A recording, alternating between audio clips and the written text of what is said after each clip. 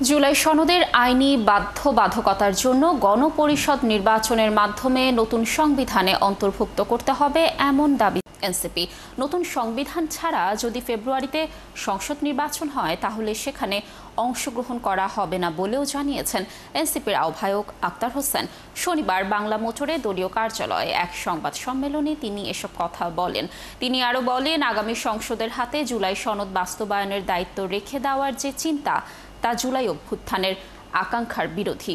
আক্তার আরও জানান, আলোচনার স্বার্থে জুলাই সনদে ছাড় দিয়েছে এনসিপি, তবে বাস্তবায়ন প্রশ্নে কোনো ছাড় নয়। আক্তার জানান, গণপরিষদ নির্বাচনের মাধ্যমে নতুন সংবিধান প্রণয়নের দাবি জুলাই চেতনার অংশ।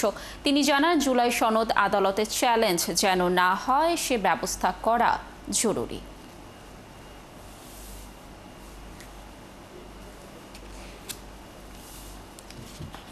জাতীয় নাগরিক পার্টি সেগুলো আসলে সংস্কার প্রস্তাবনাগুলো থেকে গণপরিষদ নির্বাচন এবং এই যে সংবিধান এটি বাতিল, কারণ সময় তো হাতে বেশি দিন নাই।